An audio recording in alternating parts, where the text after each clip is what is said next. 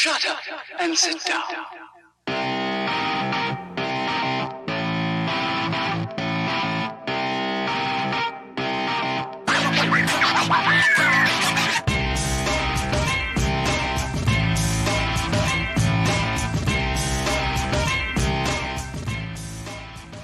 For the first time in ChampCar iRacing Series history, welcome to the streets of Long Beach for championship racing. This is going to be interesting, and this is going to be different. Now, we know in the real world, ChampCar doesn't visit street circuits, and there's a lot of good reasons for that, being car preservation, being costs, etc. But we have it here in the virtual world. The people voted for it. We wanted to mix up the schedule for 2021. So here it is, Long Beach, as made famous by Formula One and IndyCar now in ChampCar iRacing Series for our usual 60-minute single driver enduro format, championship points on the line. What are those championship points for? Well, at the end of the season, our championship winner is getting a free entry into a real-world ChampCar Endurance Series race of their choosing, valued up to $1,500 US. Not a prize to be sniffed at all, and there are many drivers still in the championship hunt for that, and who still want those points, want that beautiful prize that will help them go racing next year, or do even more racing next year. And then, of course, for our drivers who complete enough races, they put their name into the hat to be also drawn for another prize, another $1,500 US race credits. So total 3,000 up for grabs, half of it for our points winner and half of it to a lucky ChampCar member racing in this season. So with all that said, why we're here, why we're racing, let's take a look at where and how we're racing on the streets of Long Beach. Qualifying is underway right now before our 1 hour race, and I dare say on a street circuit, qualifying is even more important than usual. So for tonight's broadcast here on HJBC, I'm David Haynes,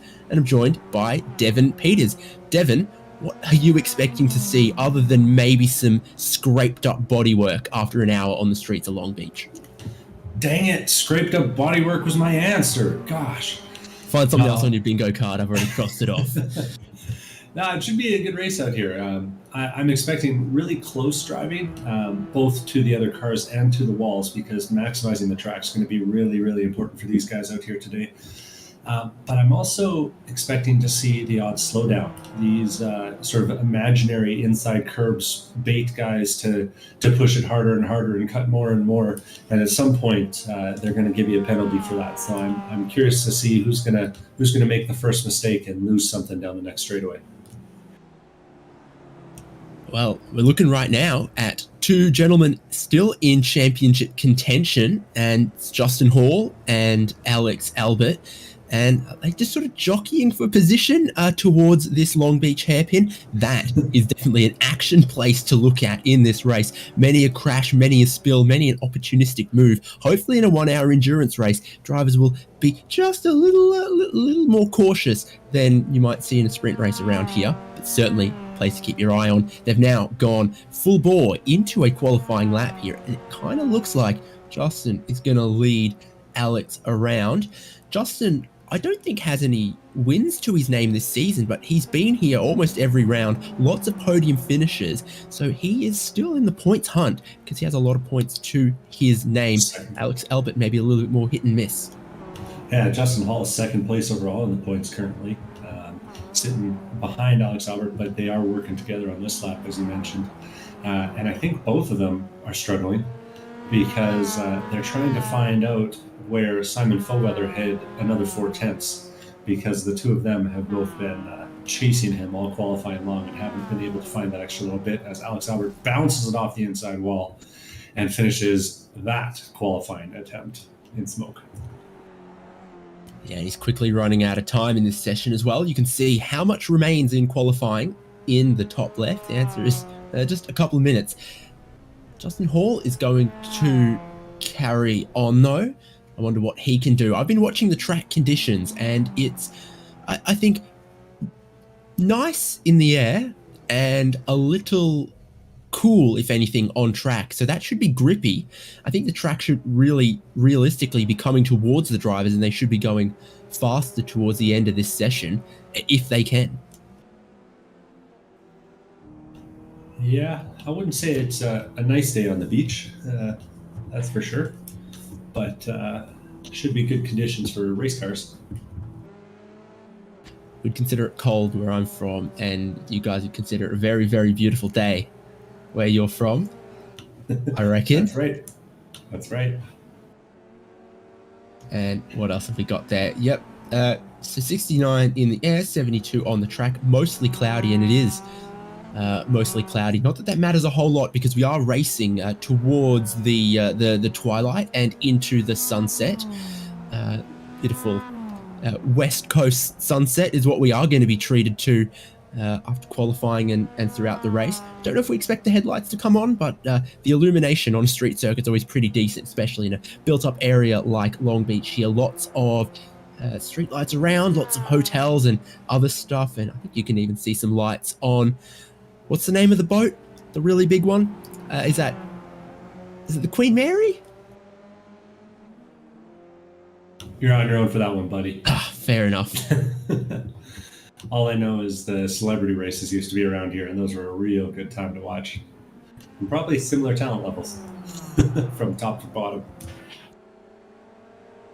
There might be a couple in this field who think they're celebrities.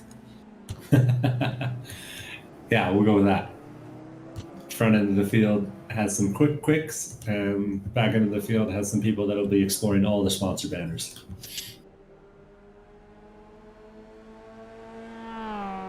Got a Love Racing duo in effect once again. Got Nick Love and with him Charles Kowalczyk. They're leaving the pit lane, but they're not going to get around in time to start another lap, seeing as the pole time currently is 1:35.2. They are going to demonstrate the lengthy pit exit lane here.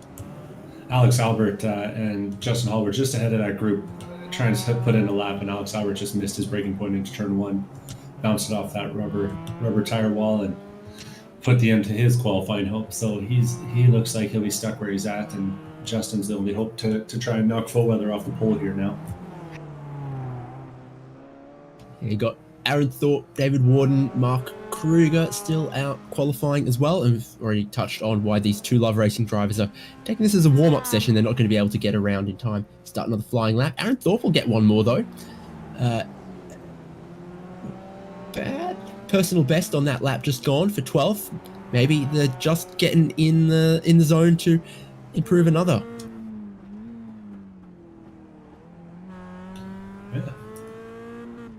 You can see him coming around the fountain here. This track is a blast to watch racing at, but I gotta say, in the sim, it's a really good time to drive too, because those walls are right there everywhere, and you can't hardly see where you're going as you head into a corner. And I think the onboard camera was a good selection, because it really shows how much the car bounces across some of these curbs, how close you need to get to all of these walls. They are super close, and you see all the buildings very clearly as well. Almost makes one a little claustrophobic trying to race on this street circuit. There's some drivers up ahead of him, but I think Aaron Thorpe's called time on that one and on his qualifying, so no better than 12th. Is what we're going to see from Aaron. Checkered flag is out. Everyone on their lap is going to get to complete them. Not Mark Kruger. He just bounced off the wall there and in his qualifying attempt. Shame for him. Oh, and they're going too wide through the hairpin. A little bit early for that, guys. But you see him practicing that pit entry at the start of the start-finish straight there. Shoreline Drive. And it's a challenging little pit lane and a very, very long pit lane. So the pit stop delta, is going to be something to consider, and making sure that you're paying attention the whole way down. Sitting right at the limit, not giving up a mile an hour here or there. Lane speed limit looks like it's 40 miles an hour here. And it'll be interesting to see if we do see any overtaking in the pit lane, because it is pretty wide, and if you're if you're sticking it a little tighter around that big curving pit lane, of course, in iRacing, your cars are ghosted in the pit lane, so you can actually drive through some other folks. So we might see some people trying some creative strategies to try and get an edge through that pit lane. No doubt. We look at just the last couple remaining drivers on the track here. Charles Kowalczyk, Neil Hancock, and, well, I don't know, is Hancock on a flying lap here? Currently sitting 9th on the grid. Great angle of the final corner, and he is heading towards the checkered flag. But no, I do remember seeing when he left pit lane, so this isn't going to be a valid lap for Hancock. And that is qualifying done. So let's line him up for a race at Long Beach. Here we go. Let's look at the grid for round 9 of the ChampCar iRacing series. As always, a 2x2 rolling start in CCIS. Your first row is going to be Simon Foweather and Justin Hall. Row number 2 is Nick Love and Shane Cameron. Then Alex Albert and Keith Carlson. Jason Fianek, Ian Giebler, Neil Hancock, Tim Wire, Andrew Cosick, Aaron Thorpe, Scott Grinnell, Greg Vandervert, David Palermo, David Warden, Mark Kruger, Rob Craig, Troy Isidore, Jared Kubert, and Charles Kowalczyk in 21st. I don't know what's going on with that one particular graphic. As I read them out, is correct. So once again, it's Foweather on the pole, Justin Hall alongside him, and then Nick Love, Shane Cameron sharing row 2, Alex Albert and Keith Carlson on row 3. They're words. There they are, all gridding up on the back straight. A very short, truncated formation lap here at Long Beach. Devin, give us some thoughts before we go green. Well, I'm just looking through the top 10 there and seeing some familiar names from the championship perspective. Of course, Alex Albert leading the points, Justin Hall in second place. Mark McCormick didn't make it out today, but Keith Carlson and Simon Foweather, who's 5th place in the championship, is leading. So he'll be hoping to take home his first win, and a win would put him right back in contention because Albert, he's leading with only 2 wins to his name this season, not the domination we've been used to. I also note with great excitement that Shane Cameron has put in a qualifying lap, and that might be the first time that's ever happened in the history of the ChampCar iRacing series. So rather than starting in last place and trying to drive through the entire field, Shane Cameron seems to be trying to drive to the front of the pack. So I'll be keeping an eye on that number 74 and seeing how that pays out for him. A couple other names. Tim Wire has got my eyes on him because if we get an onboard shot of him, he's got a very fun-looking cheetah-themed helmet. Anyways, I'll let you take the grid. Yeah, exactly. Pace car already in. Simon Foweather doesn't need to wait for the green flag, and he is gone down Shoreline Drive. Nick Love has picked up a spot from row number 2 and caught Justin Hall napping, I think, around the outside of that final hairpin. Just wasn't where Justin Hall really wanted to be, and they'll all head down with cold tires, cold brakes towards turn 1, and the wall is oh so close on the exit there. Our top 3 have made it through cleanly. No guarantees for the rest, but that's a pretty decent start from Simon Foweather and a pretty opportunistic one from Nick Love as well, already up into 2nd at a track where passing is going to be at a premium. Alex Albert's gone and taken a spot away from Shane Cameron, 4th to 5th, and we'll see how long it takes him to really get in their groove here. Beautiful skies at Long Beach. Great track with a lot of history for CCIS to go racing at. Yeah, I'm still lobbying for us to open this one up in real life. But in the meantime, we'll have to just enjoy these guys going. I'm still lobbying for you to open up your wallet for that to happen. I don't think the members have really got the cash. I put the money down for Indy. I put the money down for Indy. You did too.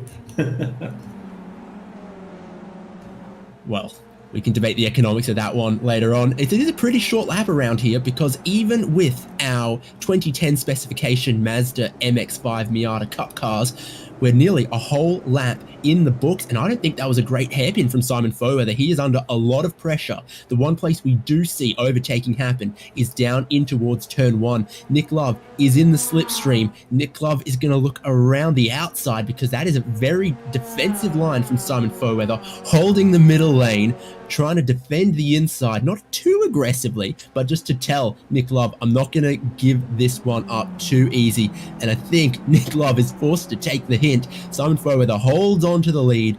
Nick Love keeps it out of the barrier, and Justin Hall and Alex Albert have really closed up. Looks like a top 4 breakaway at the moment after one lap and a couple corners at Long Beach. Got to be careful with how much curb they take through some of these parts of the lap here.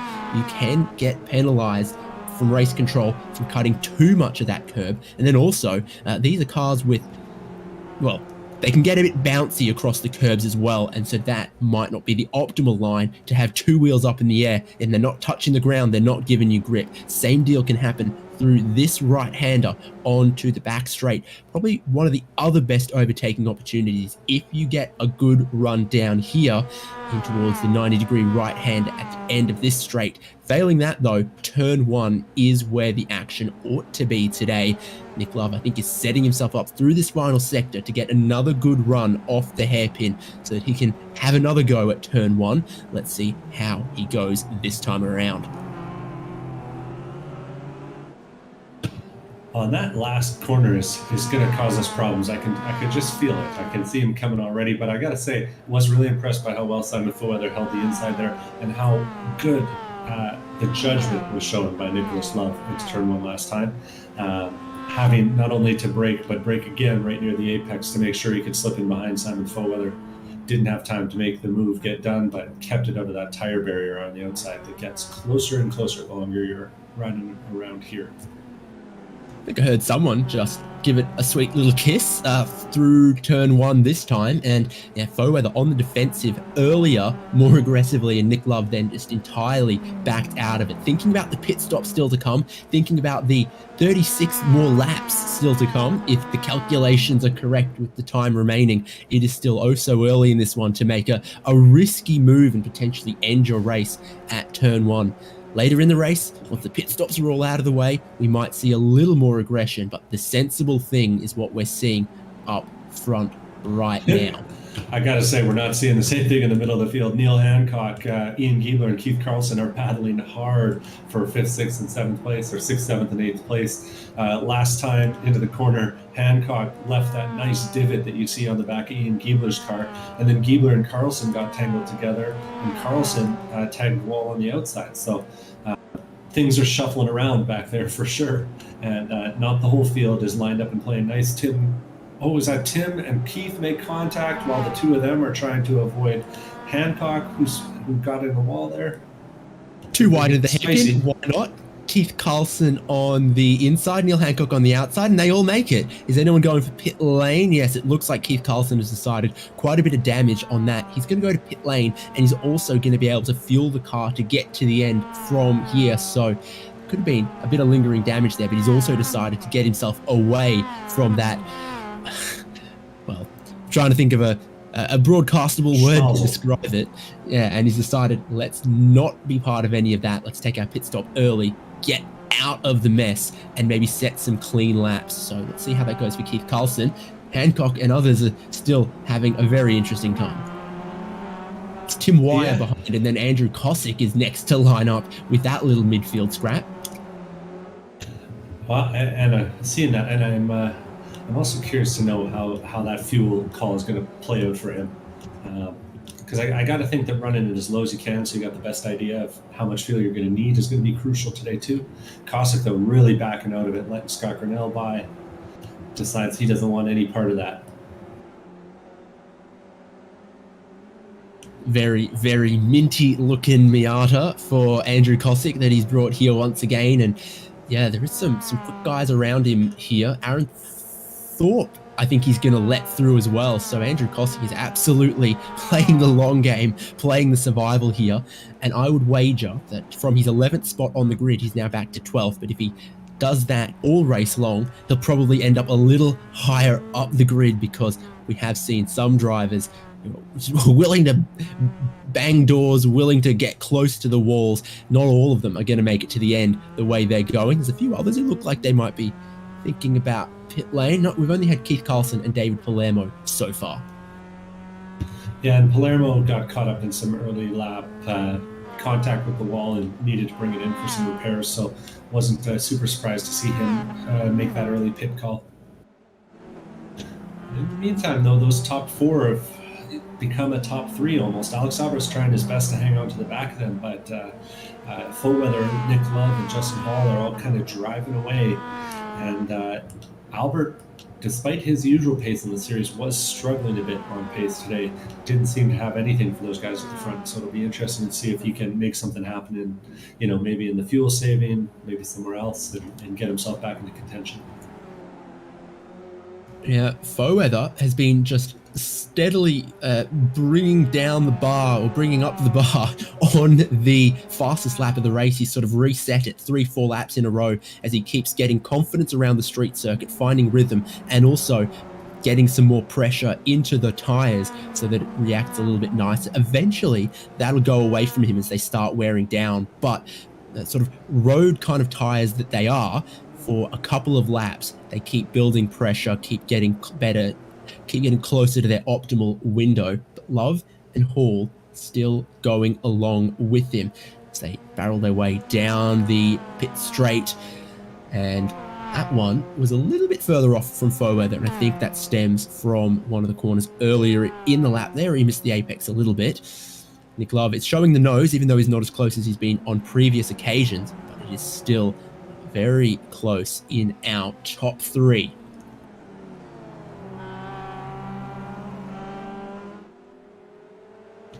Five laps complete. Through the fountain they go towards some of the curbs that you either, well, some drivers look like they want to hop all of the curbs, and others look like they're finding more speed staying off them. But you've definitely got to stay off the walls. 1.2 seconds for our top three at the moment. And Scott Grinnell is also on the pit lane, as is Mark Kruger. So there is, I think that's scheduled for Grinnell, or at least just he decided he wanted some of those repairs. But for Mark Kruger, it looks a little more severe. Yeah, his car has found a few different corners to put into the walls, unfortunately, but a common sight here. And we are set up today with one fast repair to allow the drivers to get back on track if they do run into some minor issues or major ones around this challenging track today. Still following along with that 647 of Nick Love, and Fullweather ahead of him. And the two are, pretty much just keeping it calm. Now it looks like they're maybe even beginning to drop Justin just a little bit, losing about 0.5 of a second that time. And these cars only really throw a draft that is noticeable back maybe 0.7 of a second in the simulator. So it'll be, it won't be on the straightaways. Oh, and Justin gets in too deep, manages to keep it off the tire wall there, but oh boy, that was nearly the end of his race, the way that one went. But it's easy, and it shows you make one tiny little mistake. He was maybe 5 feet late on the braking zone, and he nearly put that in the wall. And it's so easy to do around here. Yeah, and it's easier to get yourself out of trouble the earlier you recognize that you're in trouble. So he'd started turning towards the apex and realized, nope, this is going in too hot. So then he half bailed out of it, gave himself more space to slow it down, and then navigate the corner without hitting the barrier. But it was oh so close to being significant damage. As it was, it's gone and cost him 2 seconds or so, as it's really thrown off his rhythm, thrown off his groove there. Better that than throwing the car into the wall, damaging it, and either costing yourself a lap and a lot of repairs or race over. So he has now dropped back off that top two. Speaking of, close as ever through the hairpin, Nick Love, I think, is trying some different lines to Fullweather, and there are so many different lines through that hairpin. Really, really surprising. It's no sunset bend, but some drivers get so close to the barrier on the inside, and others find that a bit bumpy. And Fullweather seems to always want to hang a car width away from the apex and still somehow makes it work. Top speeds, by the way, looks like about 120 miles an hour at the end of the pit straight. So they are getting up to some decent speed for a decent slipstream on these cars. Not quite what you would have expected on a street circuit, but the pit straight is good and long for cars like these to actually be able to pick up a toe. Not something you really think of so much on the street circuits normally. Yeah, and our eagle-eyed viewers will have noticed that Fairweather was cutting the grass that time through the water fountain chicane there. He got the right side of that car about as far over as you can. But with these, usually the downforce cars are kind of struggling because of all the bumps around here. But while these Miatas do tend to bounce around a little bit, they can really take advantage of some of these curbs in ways that you don't always see when you're out here. And Fairweather is really intent on getting away from Nick Love here. He's weaving down the straights. We saw it on Shoreline Drive, and now we're seeing it on the back straight here. He's really doing all that he can to try and get a little bit of breathing room from Nick Love. So clearly not that comfortable in his lead. And just ahead, they've got some traffic. Scott Grinnell, that early pit stop, he's going to be in play over the next lap or two here. Yeah, also some other pretty close battles out there. Jay Safianek under a whole lot of pressure from Ian Giebler in 6th and 7th. That's real close. Giebler still with that super beat up rear end. Is it slowing him down in a straight line? Yes, it doesn't seem to be by much at all. And then I think they've got Palermo a lap down immediately behind him. But this is one of the shorter laps we've been to this season, aside from Lime Rock. So being off the lead lap is actually not as bad as it has been at some other circuits, because we are doing 1 minute 35 laps here. Cast your mind to some other tracks where we're doing sort of 2.5 minute laps. VIR, for example. Mm-hmm. Well, and up in the front, we've just seen the first blink of the race from Nick Love. A mistake through the water fountain there cost him about 7/10, and he's dropped well back now of Fairweather and almost into the clutches of Justin Hall. So Fairweather getting his wish and getting away free at this point. Safianek and Giebler is getting interesting, because David Palermo is trying to get his lap back on Giebler. He's right at the rear quarter of Giebler, as Giebler and Safianek had been battling. So Joker in the pack there, David Palermo.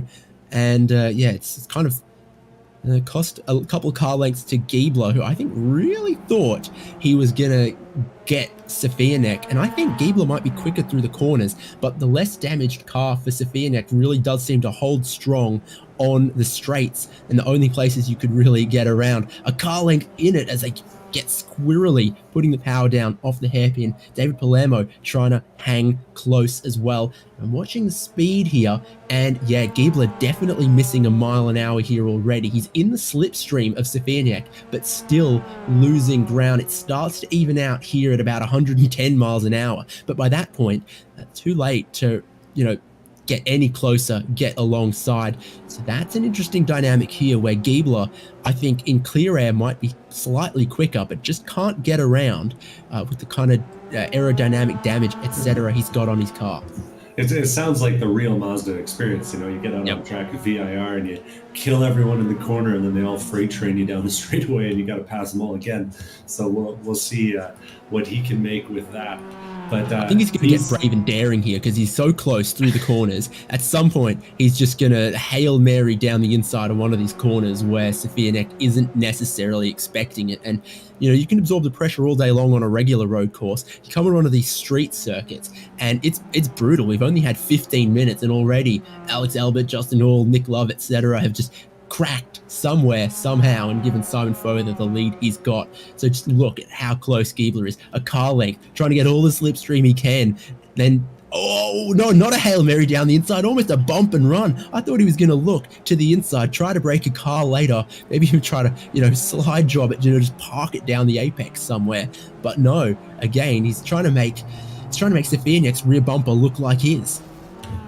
Well, and these cars have the old damage model, not the new one that features like parts flying around and Palermo puts it off the wall there.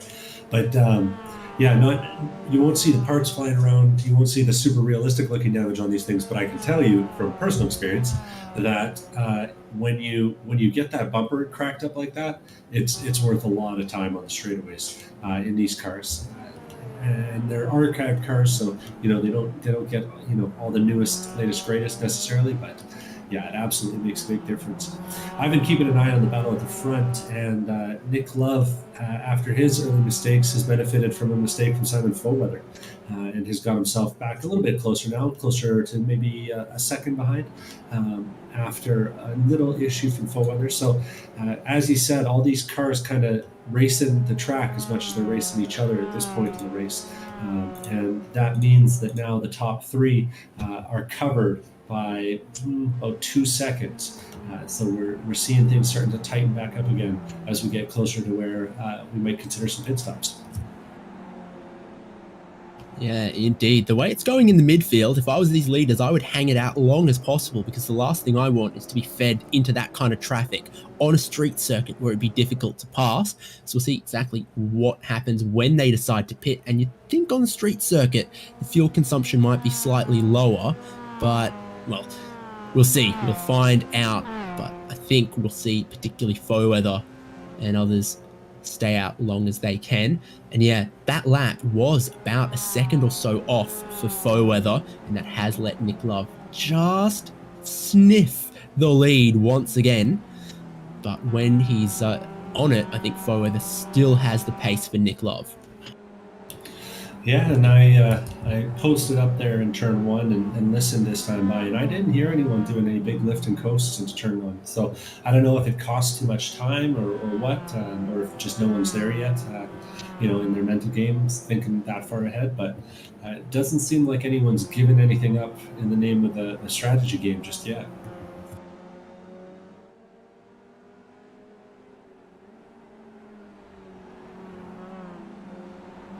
I agree with that. Foweather is just so consistently close to the walls, particularly that right-hander there onto this back straight. I don't think anyone else gets closer to the apex wall than him.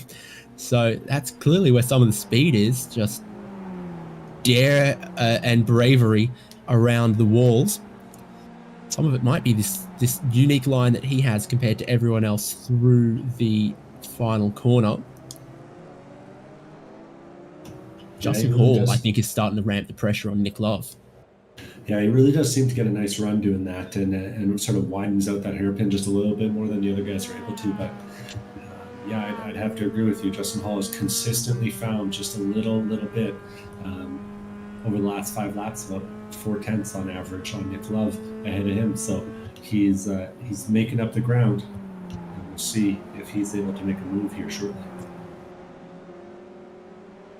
A lot of curb through turn number 1 for Justin Hall there, as he got the inside 2 wheels up in the air. So he is pushing, and he's not afraid of these curbs. He's got another one that he avoids past where the aquarium is, I think. Oh, Nick Love, as he hit the wall there, he's lost a lot of time. He's way slow, and second place is going to go to Justin Hall, because Nick Love has just messed up that particular right-hander. I don't see a lot of damage on the left-hand side. Maybe a little bit, maybe the guard's slightly pushed in and he's scraped his own namesake decal on the driver's door.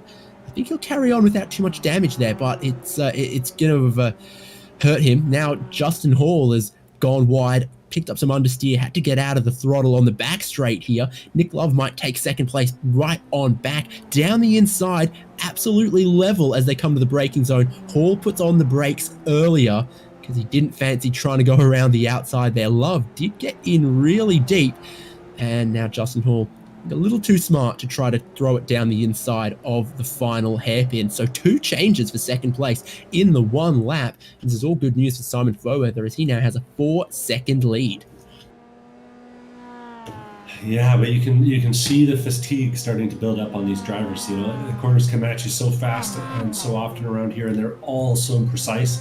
The focus just slips for an instant, and you see Nick Love go. Justin gets excited because he got a position. He makes a mistake, and right back to the way things were.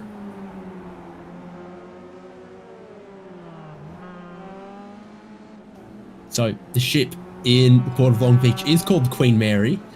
And a lot of stuff going on with it. New article today suggesting that Port of Long Beach might scuttle it or scrap it or something. So, iRacing curse strikes again, potentially, for Long Beach. The battling up front has not been scuttled, although some of these cars might end up also looking just as secondhand. Yeah, and I'll just give a little shout out to Nick Love's teammate, Charles Kowalczyk. We saw them doing a little bit of warm up there together. And while Kowalczyk isn't currently in a battle, he is holding off Greg Vandevert pretty handily here. He's up 9 positions, started dead last to 12th. So that's gone pretty well for him so far. We'll have to see how that shakes up by the end of the race. But definitely our big winner so far in this race is Charles Kowalczyk.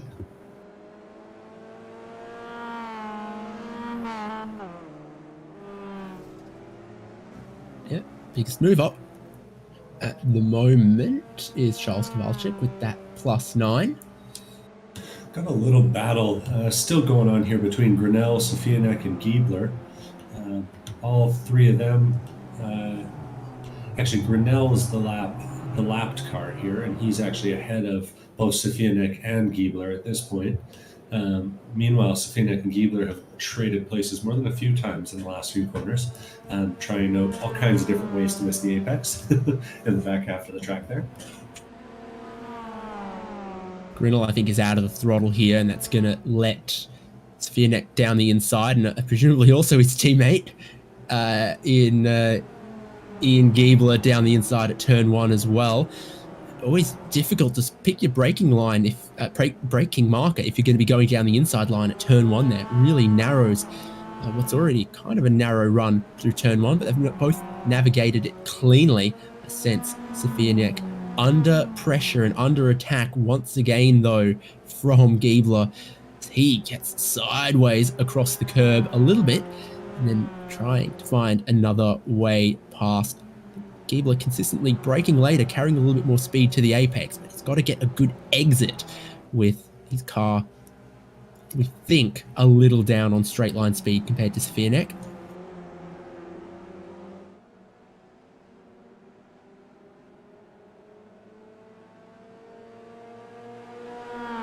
The next closest battle I'm seeing out on track is between Andrew Kosick and Aaron Thorpe, battling for 10th and 11th place, with Neil Hancock not far ahead of them. These 3 have been going back and forth pretty strong. I remember Kosick's minty, fresh Miata behind the camera car right now of Aaron Thorpe. And big differences in the ways that these guys are taking the different parts of the track. Thorpe goes for that sort of almost faux weather-esque line, and we actually see that's Hancock there diving into the pit lane, so deciding that it is time for fuel by the looks of things. Yeah, so one of our highest placed drivers to make a scheduled pit stop there, Neil Hancock, might have also made a little bit of a dog's breakfast of the final hairpin and decided to, anyway, he finds his pit stall. He does get his car fresh, shiny and new. He's not only taking fuel, there's tires going on there as well. So I didn't think they'd be taking so much fuel that I think tires might be the longest part of this particular pit stop for Hancock. We'll keep an eye on the times. 23 seconds, okay, that fits what everyone else has done so far. I wonder if track position being key and king on a street circuit, someone up front will fuel a little bit shorter, take no tires, and maybe be able to do a shorter than 23 second stop. Yeah, I kind of got to wonder that too, because we are seeing the early times coming in from sort of back further in the field, and Love on the lane from second.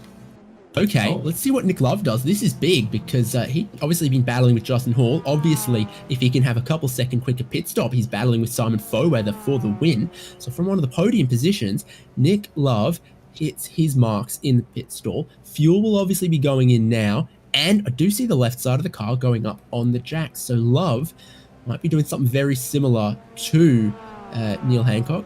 It's definitely been the left side tires. right side tires happening as well.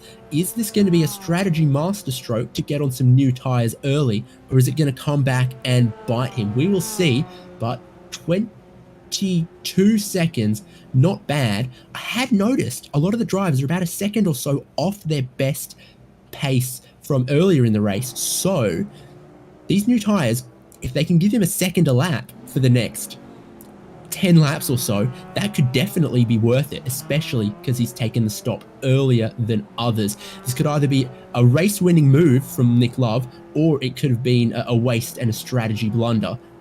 I love it. That's why we have these pit stops in these races. Yeah, absolutely, and I think I see what sort of prompted that. Fairweather that time by had to go around Jared Cubitt at a later part of the track, and it looked like it was going to cost him some time, and then suddenly Jared Cubitt, after Fairweather got a little close, jumped out of the way on the straightaway and hit the brakes real good. So perhaps Nick Love reacted to something that wasn't quite all the way there, but in the end. It will depend on how good this undercut ends up being for these guys here. No one else has reacted to it. Simon Fairweather stays out. Justin Hall and Alex Albert stay out. You saw them coming down the pit straight and towards the turn one. Hall already clear of Cubitt. Alex Albert between turn one and the fountain section gets let through, so I'm sure he'll be happy with that. We're seeing a couple more takers in the middle of the pack. We got Greg Vandevert taking a pit stop for fuel there. We got Troy Isidore coming out the other end of the pit lane too after taking his stop. It's almost all 22, 23 second stops at the moment. 20 seconds for Troy Isidore, so slightly quicker there. And I'm just watching that pit stop back, and I only saw left side tires go onto his car. Which kind of makes sense, it's a lot of right-hand turns around here, so maybe that's the trick. Always a little bit tricky, though, on that outlap to get those tires balanced and back up to pressure, especially when it's as quick a stop as that. Yeah, even driving a car with new rear tires and worn front tires is a weird thing for a couple laps until it sorts itself out. So yeah, new tires on the one side on a road course will take a lap or two before it stops, turning left better than it turns right. Reaction from the guys up front, from Simon Fairweather and Justin Hall and Alex Albert. So we've got to keep an eye on what the lap times end up looking like for Nick Love once he brings those tires in. He's doing his first flying lap post the pit stop now, but the tires are still going to be a little cold. It'll be probably this lap he's just starting where he'll start to see the benefit and potential undercut of putting on new tires. He's absolutely pushing it. He's about as close to the walls as I've seen him so far this race, and doesn't seem to be suffering from lack of grip the way he's diving it in. Okay, across the line goes Nick Love, and it's a 135.8. So no one else is doing 135s. He's already doing an undercut on Simon Fairweather, and I reckon he can keep this up for another couple of laps. So this is an interesting way about it for Nick Love, and so long as he doesn't catch too much traffic, it's working for him at the moment, because everyone in the top, four that we've been keeping our eyes on, their personal best lap is in the 135, but it's mid and high 136s for Fairweather and Hall and Albert. Their last laps, 36.6, 36.5, and 36.9 respectively, all of them more than a second away from their personal best times. Meanwhile, Nick Love right back in form with these new tires. So wow, high tire wear on a street circuit. They must be putting a real abrasive mix in that California dot. Well, and we do have our first reaction from a top five. Shane Cameron just brought it in this time to get some fresh tires, and I'm seeing on the timing screens as well, Fairweather leading the race, runs a 37.2 last time by, so that's nearly a second and a half slower than Nicholas Love was last time, and he's got some traffic. He's battling his way through Tim Wire, and Rob Craig's just up the road from there too. So this is definitely going to have an impact on the complexion of this race if he keeps getting held up like this. Foeweather will be wishing he could flash the headlights. He'll be wishing he could honk the horn because he does have quite a little bit here of traffic to deal with. He said he did go past Tim Wire, I think it is, already, and still one more in front, coming up to a section where it might be difficult. So 37.2 last lap for Foeweather, and this one probably not looking any better either. Cameron's out of the pits cleanly. Filters back in right behind Charles Kowalczyk in about 10th place. And we'll see what he's able to start doing. But in the meantime, that means that he's actually about 20 seconds behind Nick Love on track. Maybe a bit less than that. But Nick Love, in the meantime, throwing down those fast laps. Well, he's got traffic of his own. He's got Andrew Kosick and Aaron Thorpe just ahead of him, and both of those will be passes for position. So you've got to see how efficiently can he get through that versus Simon Foeweather, who's just clearing the last of those back markers into turn number 1 at the same time. Well, nice move up the inside here. Kosick has been very keen to not cause any trouble, not cause a stir, so no problems there, as Nick Love caught him quickly and then passed him quickly. Question is, will he get the same treatment from Aaron Thorpe, and what's this lap time going to look like for Nick Love? His last was a 36 flat, so still a second quicker than Simon Foeweather, and Aaron Thorpe gives him a very, very nice Christmas in July present as he pulls into the pit lane from in front of Nick Love, and Nick Love can carry on unimpeded and put down a 35.8 to be 1.5 seconds faster than Simon Foeweather on that lap. Oh, he's going to be looking smart at the end of this one. Last time by, leaders go 37.4 for Foeweather, 37.0 for Hall, 37.1 for Alex Albert, and Hall and Albert have got to be feeling fast, but they can't see that Nicholas Love is flying up behind him. He's 48 seconds back from them on the track, and so he's probably not even on their Delta box right now. Troy Isidore was one of the drivers that just jumped out of the way from Nick Love, but on the pit lane, whoa, is that Wire? I'm not sure. We just saw one wreck in the background there. I'm trying to get a beat on who that was. Oh, it's Wire and the number 12, so Rob Craig and Tim Wire, I think. Yeah. Foeweather's on the lane now as well, so we'll see what kind of service he takes, but already some more drama that I guess Justin Hall was lucky to skirt on through. Ooh. Yeah, that was a really close one. Left sides are up, and then that'll drop down, and we'll see what happens. Is it going to be right side tyres for Simon Foeweather? I don't think so. I think he's going left sides and fuel. 17-second stop. So the stop is 4 seconds faster than Nick Love, but Nick Love's had a good couple laps to try to gain 4 or 5 seconds on Foeweather. This is going to be close. Love is coming past. Love is coming down the Shoreline Drive, and he is seeing ahead of him the car of Simon Foeweather exiting the pit lane, that white car. And he's not quite close enough to make a move, and actually taps the outside wall. Oh, and that car doesn't look as stable as it did a second ago, and Palermo's right in the middle of it. Oh no, a tragedy for the undercut of Nick Love here.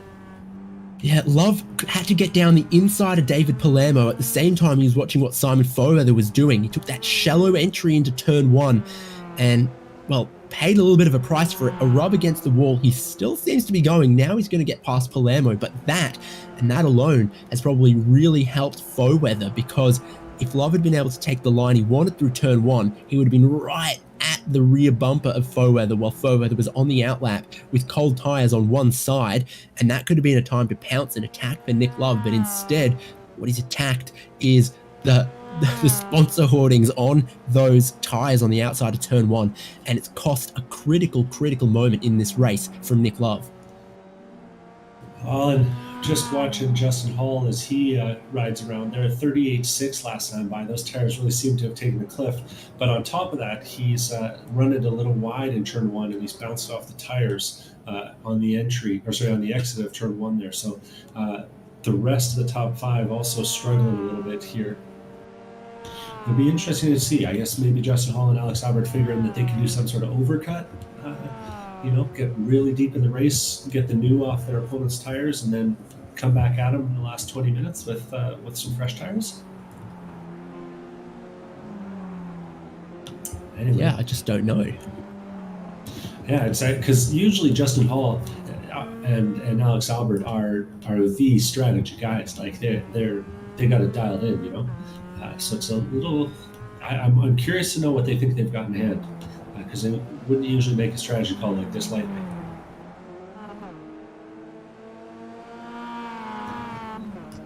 Either way, Nick Love has more traffic between him and Fairweather. Aaron Thorpe this time. And he's looking Headlights to make are the on. move. Oh, looking to make the move around the outside, and they get light over top of that crest into the next turn there. That's turn 8, and manages to make the move cleanly, albeit his mirror might have been bent in there if it was the real deal. How close he got on the exit there. And you're right, sure enough, the headlights are on. So we'll see. 22 minutes left in the race. They're not going to burn out those bulbs, I don't think, unless they, put them into one of the numerous and ample walls around here. All of this, the contact with the wall, some of the traffic, it's just stunted this momentum that Nick Love really had for a couple laps after his pit stop. Fairweather is basically back out to another 4-second advantage over Nick Love. We're still waiting on Hall and Albert to pit. Well, and Albert's found a little something last time by. He ran a 36.6 that time by. Still not quite where we're seeing Love and Fairweather in the 35s. Love already, though, actually in the 36 last time by. So traffic, yes, but maybe some of the new coming off those tires. He's now seven laps into his stint. I think it might be some of the new coming off his body panels and suspension. The right-hand side of it, not in the greatest of shape. Remember, there were some scuffs on the left-hand side before his pit stop. Those got fixed up, and now it's the other side of the car that the panels have been just gently rearranged. Mm-hmm. Well, I'm curious to see how dark we're going to get here today. Driving into the sunset is fun, but at a certain point, with only the headlights illuminating the corner markers, it's going to get real challenging around here for these guys. There's plenty of other, light sources around the track as well, though. It's not like some of the darkest parts of the Nürburgring where it's basically you and the forest. We're in the hustle and bustle of Long Beach in the LA area. Oh, that's getting held up through the hairpin for Nick Love. Not what he wanted. Scott Grinnell not giving him anything for free there, which again is just really stunted some of that momentum Nick Love had moving forward. Paul Albert still out there, 2/3 of the way into this race, lap after lap. Simon Fairweather is chipping away at them big time. He's still in the 35s. There's 37.5 and a 38 for Hall and Albert. Oh no, Fairweather has hit the wall. He's pushing it hard and he's made a mistake. Looks like, might even be more than that. He goes into turn 1 and coming up on a lapper, David Warden pulls it a little tight to the left and makes serious contact with Simon Fairweather. And Fairweather ends up facing the wrong way. Oh, that's heartbreak for our leader. Yeah, a lot of damage on the front there for Simon Fairweather. He stopped. He's parking it. Functionally, a race leader has had to tow. Yeah. Wheels weren't pointing straight, and I bet you there's no small amount of frustration there either after flawless qualifying and a flawless race so far. Gets unlucky, passing some lap traffic. And now we're looking at Nick Love and his presumably leading car, but last time by, Nick Love ran a 36.6, Albert and Hall. Albert ran a 36.7 and Justin Hall ran a 36.9, so doesn't even have that much pace in hand relative to them. Oh boy, things just got spicy for the win here. I think so.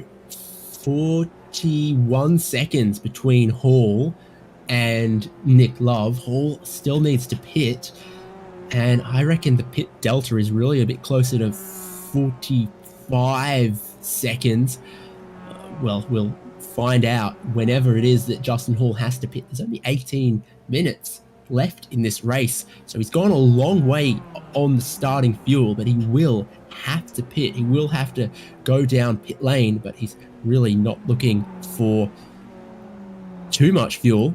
I think at the moment it's going to be quite a small fuel drop, so his time in the box is going to be short, but the time trundling down the lane is 90% of the penalty. I'm watching him now, and him and Alex Albert navigate the hairpin. Hall stays out another time.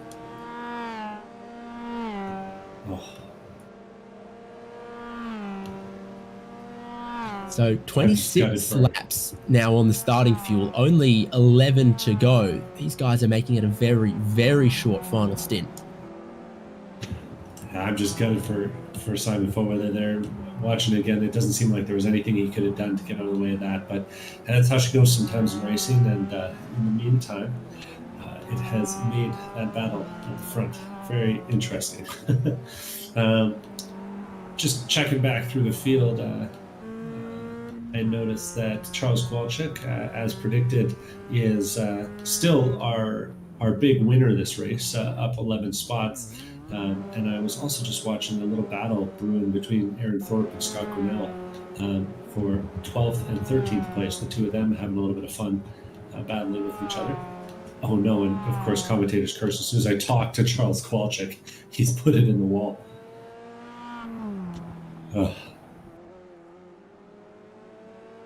Oh dear. And if you'd like Devon to not talk about you, no, we can't. We can't take PO box. Come on. Or bribes on that one. Aaron Thorpe, though, Scott Grinnell battling over 11th. Both these guys have made their pit stops, I think. Yep. Yep.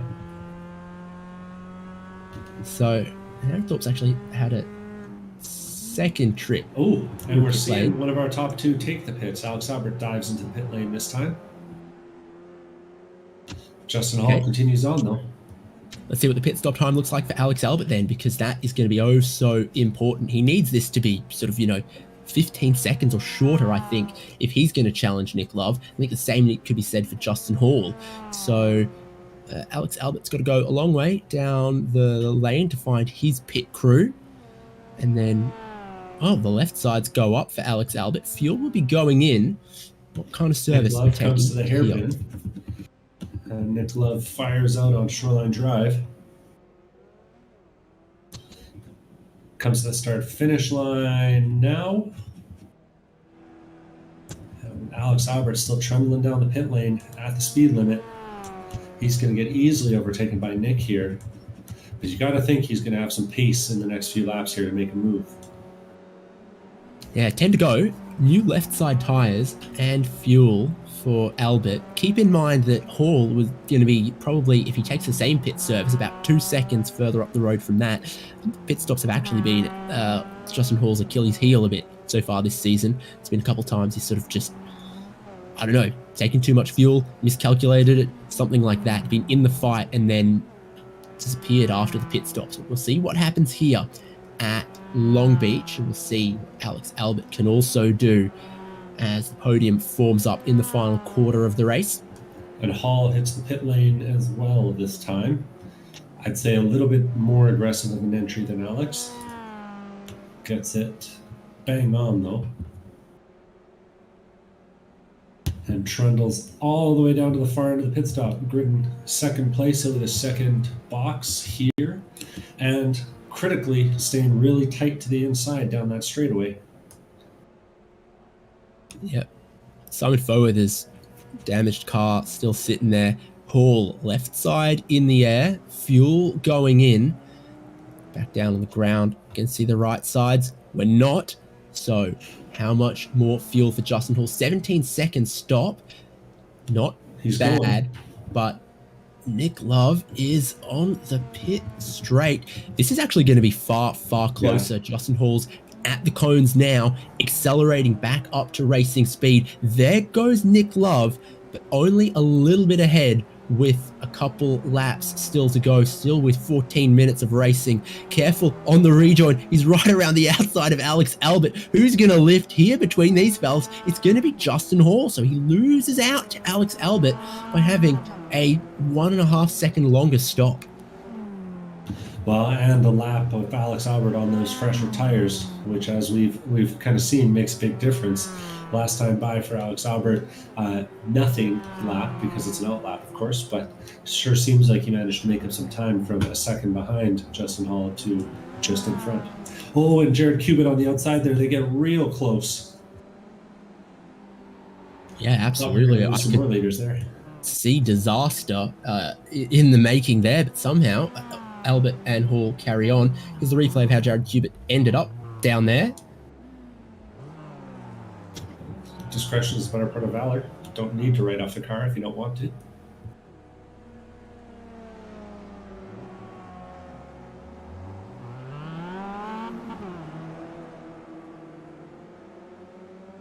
Thanks. Where's Highway Patrol when you need to give someone a ticket for running a red? So Nikolov leads 2.9 seconds ahead of Alex Albert with 8 laps to go. I think Albert, is reeling it in a little bit. What he needs is to get those 2 seconds down very quickly to get within that 1 second of Nick Love, to put the pressure, to be the boogeyman in the mirror, to make him feel that pressure. But instead, he's gone deep into turn 1. Justin Hall is looking, can I get past? No, he can't.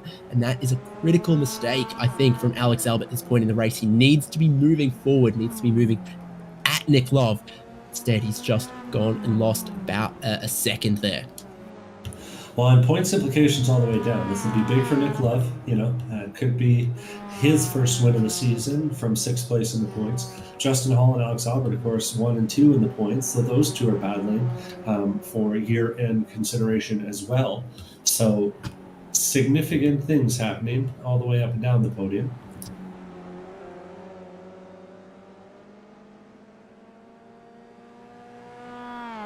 You reckon Jay Safianek and Ian Giebler are sick of each other yet? I think they've been battling each other all race long. Well, I was thinking they must be best friends because they're beside each other in every race, and they've been beside each other all race long to date. Well, they're not best friends if they're not, occasionally or frequently throwing a curse or two at each other. I mean, they get even closer this time. And now, Giebler's got that fresh car after the pit stop. Nowhere near as much damage on his. There's still a little bit on the back of Jay Safianek. Giebler just doesn't know which way to go. Okay, but Giebler's scuffed on the front left of his car. So, new stint, new car, new scars. Well, we might be seeing some of the problem there. Of course, folks know that when a car is blinking like that, that means they're temporarily losing a connection with the iRacing server. And so it can be a little bit hard to pass a guy that you can't see at times. Giebler, though, really seems to take the hot line into the corner and struggles a little bit getting a run on the way out. And we'll see if he's able to do that the other way around and get a run this time through the hairpin. Did bump those curbs a little bit.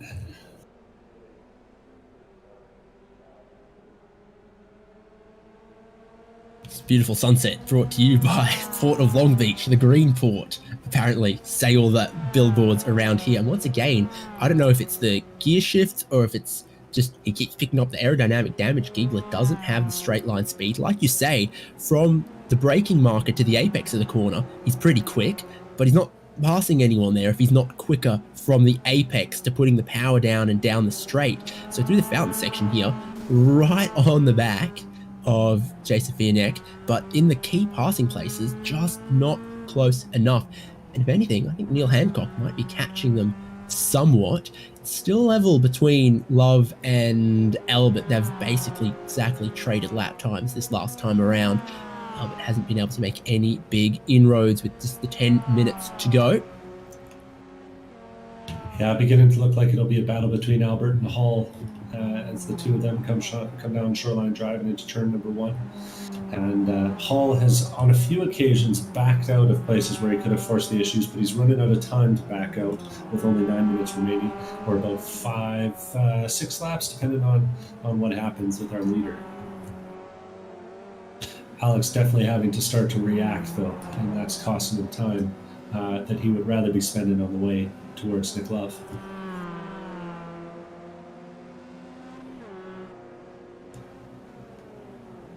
Yep, for sure. Hall willing to get a bit closer to some of those apex walls. That's how far Nick Love is ahead of him. They can see him quite clearly at many places, but they haven't been able to get closer than about 3 seconds since the pair made their pit stops a couple laps ago. And I don't know if it was just on my end, but I heard a real bang that time as Justin Hall went through that left-hander, clipping the apex maybe with the rear of his car. Yeah, there might be a little more damage on the back left of Justin Hall there. He's not alone in rearranging some of Mazda's finest bodywork.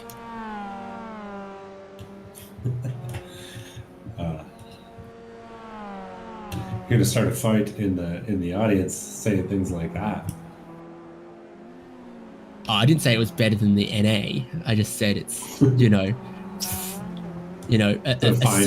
CX9. It is not. I'll give you that. Safinek and Giebler still close. Scott Grinnell and Aaron Thorpe potentially having a little bit of a battle. It's all good throughout the field still.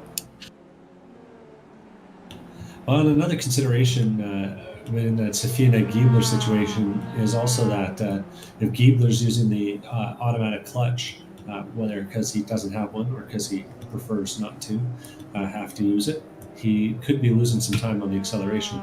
That time there, though, that was definitely just a little too tight at the end of the corner. That cost him a lot. And Hall and Albert continue. Love overtaking some lap traffic here in the form of Mark Kruger. Gets plenty of room, though.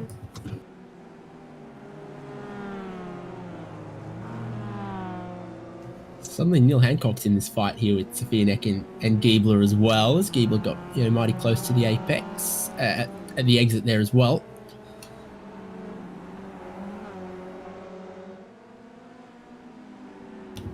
Now Hall's got a real close to Alex this time down the front straight. If there was ever a chance for a draft to do something, now would be the time. Looks like they just don't get it going quite fast enough to really have that super draft that we're accustomed to with these cars kick in, though. Hall was still missing half a mile an hour as well, even close as he was. So there is more damage down the left-hand side for Hall, and that might be hindering his chances. You can often do some good and brave things on a street circuit with a damaged car, but pick up straight line speed is not something you're going to do by brushing walls or tires or other cars. So he's still looking pretty good, pretty decent and consistent in the corners. Needs to rip that whole rear bumper off.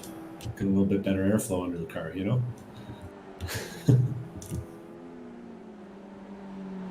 Yeah, that'll pass post-race tech. I'm not going down and checking them. I don't know about you. No. 3.1 still for the lead. It's going to be 3 laps to go when Nick Love crosses the line at the end of this sector. So time's running out. Albert, Hall. So time's running out for Albert to catch Love, and time's kind of running out for Justin Hall to be able to spring something and grab second. We do have an obstacle on the course. Cupid is facing the wrong way in the water fountain chicane right now and trying to sort that out. But that could be an obstacle. Luckily, it looks like he's gotten that more or less straightened out, though that car is very bent. So we might see him again later on this lap. There's a seafood restaurant there, and he was maybe looking for a park, but that car is crabbing something fierce for Jared Cubitt. The suspension is well out of whack. Bad lap that time by for Nick Love. Alex Albert's made up 7/10 on him. And more traffic just ahead of Nick Love. We'll see if Craig gives them lots of room or just a little. Not much. Ooh, and that's costing Love some time. Yeah, no doubt it will. I think he'll get past now, surely. If you're a lap down and you're trying to defend the inside on a street circuit, you are,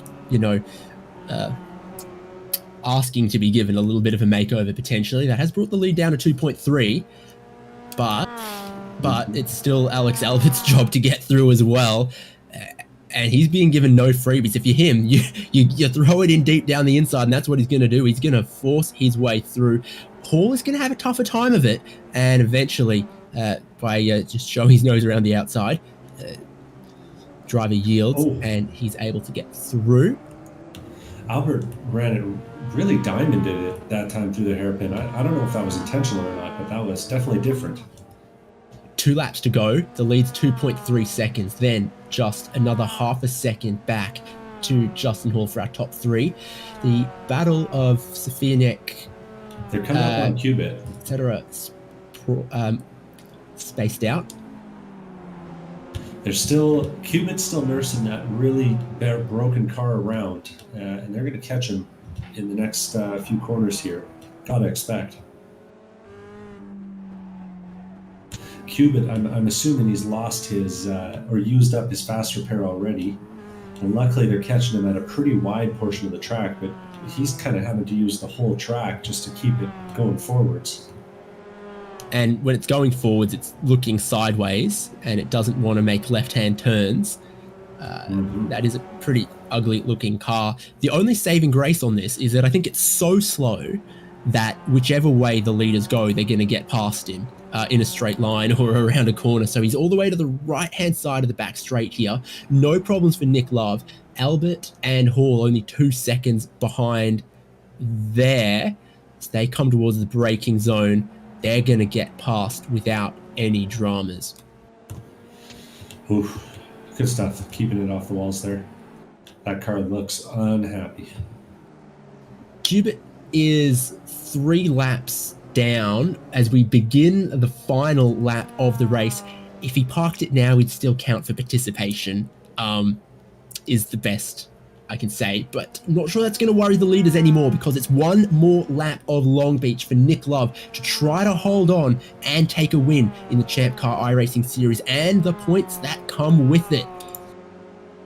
And you'd think just one more lap, 2 seconds of lead is easy, but this is Long Beach. There's a bit of traffic out there and the walls are still ever so close. The track is getting darker, and after 1 hour of racing on a street circuit, the mental focus and the exhaustion begins to come in. So we'll see if Love can hold on there. He's done ever so well so far, but Albert and Hall have a late race charge coming on. In fact, even Justin Hall maybe has a late race charge coming on. What do you see there for second place? Well, he's definitely looking at Alex's rear end. I'm not sure he's going to find a way around it. And he clips that inside of the apex again on the way through that corner. Shower of sparks, but still no move. An outside wall that time. That kills his momentum onto the back straight here, which was realistically his only last opportunity to take away second place. So Albert looking pretty safe in second. Nick Love, 2 more braking zones, 1 more braking zone to bring it home on the streets of Long Beach. Long left-hander into the hairpin, just gently in, bringing the car around the final corner. I think there might be some fuel problems here for Nick Love. Potentially trying to bring it all the way to the checkered flag. The checkered flag's waiting for him. 1.8 seconds. It's slowly reducing, but Nick Love has got this. He's made it to the checkered flag. He is the winner, and then second goes to Alex Albert. Justin Hall in third. Shane Cameron's going to be crossing the line in 4th place with a fair gap back to Keith Carlson in 5th. But Ian Giebler and Neil Hancock haven't solved anything just yet, and those two are going to be rounding our last lap with a battle for 6th and 7th place. Giebler was finally able to get past Hancock, but oh no! Commentator's curse strikes again. He bangs the inside wall, bangs the outside wall, and Hancock's going to take him on the straightaway, and it looks like he might even lose a spot to Jay as well. That car is unstable and swerving down the straight. Last lap drama, one last overtaking zone potentially for Safianek to try to take that away. Hancock has got the 6th spot. Giebler trying to nurse that thing to 7th, but I think if Safianek can get a good run, that is an unwieldy looking beast for Safianek. Oh, it's not turning. It hasn't really put the power down well at all, and he loses one more spot from the final corner and on the run to the checkered flag. Safianek picks up 7th. Giebler goes back into 8th on the final lap after the final corner.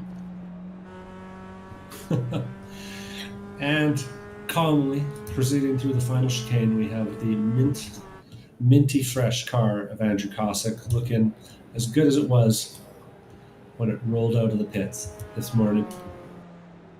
Well, I think, if anything, the really shiny paint job just sort of hides some of the scars that he's got on the front left, all the way down the left-hand side, but it still looks good. It still looks good. And for Andrew Cossack, I don't think he'll be disappointed with that. Like I said, he wasn't making moves on track, but he kept the car going in the right direction, and he finishes 2 positions higher than he qualified.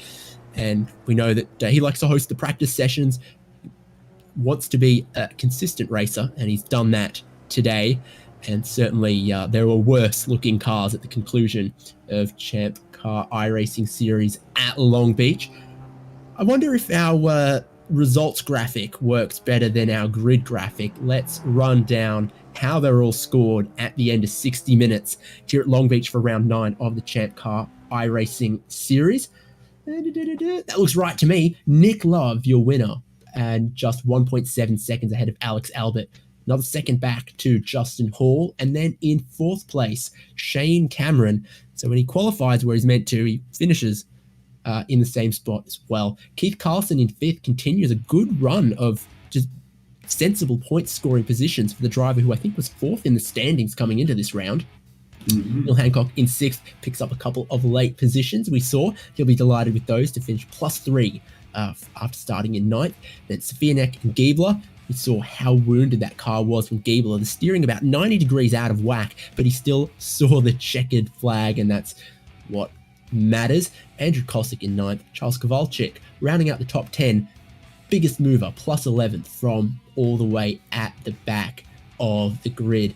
And then Aaron Thorpe, Scott Grinnell, David Palermo, Troy Isidore, Mark Kruger, David Warden, Jared Cubitt, Rob Craig, Tim Wire, Simon Foweather, all the way down in 20th. A retirement after leading oh so many laps and sitting in the best seat. My heart is actually broken for our pole sitter, because every time I've spoken to him, he seemed like a genuinely decent fella. He deserved a good race today, and he didn't get it. And Greg Vandervet also a retirement. Give me some thoughts after our first points-paying race of Long Beach. Well, I thought it was a great time, and I thought there was a lot more drama than I expected. You know, I was kind of expecting a bit of a procession, because this track can give you that, but with the amount of lap traffic around, it definitely delivered. And I'm looking around here, and I think we've got some podium finishers that need to talk to you. Absolutely, we do. 3rd place man, Justin Hall. Justin, again, on the podium, always the bridesmaid, never the bride, it would seem. You had some chances there to maybe have a dig at Alex. Is it just too tough to pass on a street circuit, or is there sneaky team orders? No. He was promising you the world in the last couple laps there. Right. Yeah. He told me if I let him stay ahead, he would give me a discount. But no. Honestly, it was like I felt like we could chase down Nick Love, and battling Alex didn't seem like it was really going to help that end. But looking back, definitely should have took some opportunities. It was just proven very unpredictable with traffic. Plus, it's just hard to overtake here. So, some regrets. Should we race here again next season? I think there is a couple walls out there that didn't get scraped. I wouldn't miss it. I'm not a huge fan of it. I mean, it's certainly tough, but just not quite for me. So maybe a California holiday was good once, but we should shuffle around some of the Joker tracks and see what people vote for going forward. Yeah, definitely. The any of these street circuits with the walls, it's just so tight, and you know, you have to be like perfect every single lap, and it's just it makes it really tough. It's certainly a tough challenge. Um, but yeah, it just I don't know, becomes a bit of a parade for me anyway. Second in the championship before tonight, another podium finish. When's the breakthrough going to come, and what's your parting wisdom? Yeah, I was hoping maybe tonight something was going to happen. I need it to happen soon. Being second place behind Alex, who's got a lot more wins than I do. I think he's also one race down, so that's going to be really tough to make up. Parting wisdom, I would say, would be to don't waste your chances. So, you know, should have been maybe a bit more aggressive here. Good, thank you. I'll print that out on some canvas and stick it on my bedroom wall. Meanwhile, second on the podium was Alex Albert, and he's with Devon. Well, we heard from Justin Hall that he regretted not trying to overtake you, but that didn't seem to be an issue for you tonight. Qualified fifth, finished second. How are you feeling? Happy with the finish. At the beginning of the night, and especially if right after qualifying, if you would have told me that I was going to finish second, I wouldn't have believed you. Just not one of my better tracks. It's just really, really tough out there with how close the walls are, and I think just kind of got lucky. Jumped Shane on the start, got through there too wide through the hairpin somehow, and was able to get ahead, and then just rode for a long time with Simon and Nicholas, Justin. That was going well. Made a little mistake, kind of lost their draft, and then let's see. I guess Nicholas pit first, and then Simon pit. But I think Simon had some trouble after the stops, and then, like you mentioned, Justin just wasn't very aggressive there. Defending his line whenever he came out after the stop. I thought he would fight a little bit harder. I was prepared to go too wide for a couple corners, but he didn't, and so got by and opened up the gap a little bit, caught up to Nick, but just wasn't enough. Well, the pit strategy looked a little bit interesting there because we saw Nick come in, say 16 laps in, and you guys pushed it up nearly to 30 laps. What was the thinking there? That there was a good chance we were going to need to use a fast repair, so we only wanted to pit once. We just tried to stay out as long as possible. The nature of the circuit isn't a high fuel burn circuit, so to take 4 tires, you have to stay in the pits a little bit longer than gas only. So we were just worried that if we pit early, we would get caught up in some kind of mess and need to come back down the pit lane. So we were just trying to save that fast repair for as long as possible. Well, great job out there, and really solidifying your hold on the points lead here. Anyone you need to thank for tonight? I just want to thank all the guys that we compete against. Still got a pretty good crowd here, getting into the summer swing here about mid-season. So it's been a good season so far. Hopefully we can see some of the guys that we saw earlier in the season return. Hate to see some of my championship rivals like Simon have trouble, but Nicholas has proved to be very fast this year. So don't want to give up too many points to him here in the coming rounds. So I don't know, just excited to be headed back to Virginia to one of our favorite tracks at VIR for the next round. So looking forward to that. Heard you're looking for a second-hand NC. Don't buy any of the ones anyone raced tonight. They're all scuffed up. I was going to say, I heard from Simon that he's looking for a driver for VIR. So shout out to him and a disappointing race, but hopefully you can find someone to fill that seat for him in that E36. Cheers, man. Great race. Yeah, sorry, I'm already committed to drive a car, hoping to try to get a watch here in a few weeks. Hey, you race for 2 cars. You could double your chances. All right, guys. Thanks for everything. And then lastly, let's go to our winner, Nick Love. Congratulations, your first win this season. You bagged some good points, and it was a bit last man standing on the streets of Long Beach. Yeah, really excited. It's been a while since my last one, and the walls are so close. I think Simon would have had it quite far there if he didn't had some contact with some lap cars. So it's rough, but it's a fun race. Tell us about the strategy. You went on those new tires a little bit early, and you really were throwing down some good laps for a bit there. Is it still a strategy you'd stick with if you had your time again? Yeah. Well, it really just depends on where you come out of the pits. I couldn't see far enough back to know if I was going to get a gap, and I just got lucky, had some clean air, and was able to run a few quick laps before I caught anybody, and I think that really helped. Especially in the practice race, I think I had something similar, and then I ended up getting behind a couple lap cars, and it just didn't work. So I think it's just really I just got lucky there. Your teammate Charles from the very back of the grid, no qualifying time, 11 positions gained to top 10. You've been giving him some tips, some coaching. So you guys, I think, working together in qualifying potentially. Yeah, I tried to. He's got a conference call that ends about 2 minutes before qualifying ends, so he just hops in there, tries to get a lap in. So it's a little rough for him. He's got some pace, but just needs a bit more practice time. And what about the rest of the season? We're going to see you still on the grind here in ChampCar iRacing Series. Now you've got a win under your belt. Yep, hopefully here every race. And then we're prepping. Got a couple real life ChampCar races coming up, so just everything's going well so far.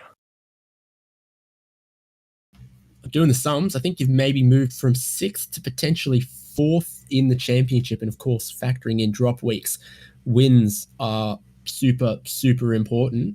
And well, we always got to think about that second prize as well with the random draw, the in it to win it prize. Ooh, yeah, I'm really excited. Just hoping I can pull together a few good races on the Jetta or the street stock. I've been struggling a little bit more than there. And what's in the future for Love Racing, real world wise? What's on the radar for you guys, or any plugs you gotta deliver? Yeah, well, we just raced at CMP. We had a pretty good race, didn't hit anything, so we got to take a little bit of hardware home, and I think I've got a seat in our second car that's going to be debuting at Harris Hill, and then we'll be at AMP in our main car, so we're getting ready for those right now. Definitely sound like a busy boy, and I'm not even slightly very, very jealous. So good luck with those. Congratulations on your win once again. And well, I asked Justin, would you like to see Long Beach return to the schedule next year? He was a little wishy-washy on it. I reckon you might be more in favor. What's your thoughts about this track for this style of racing? It was a lot of fun. The short track layout and a lot of cars make you have to pass a lot of lapped cars, but it's a lot more exciting, I think, than some of the bigger tracks. So I'd say I think it should come back. Well, congrats on the win to you once again, and thank you for joining us on the broadcast, making yourself available. All right, thanks, guys. You guys are doing a great job. Appreciate it. I feel all warm and fuzzy inside, Devon, but unfortunately, it's time to switch off the lights from Long Beach Street Circuit here on HJBC. Thank you for joining us. I've been David Haynes, Devon Peters with me, and of course, Michael Derby on the production with the cameras. All of that goodness, we couldn't do it without him. Make sure you follow us here on YouTube on the Huge Ass account for HJBC, where we will be live broadcasting all of the remaining rounds. And there's still plenty of excitement still to go in the ChampCar iRacing series. We hope to see you next time, but until then, bye-bye.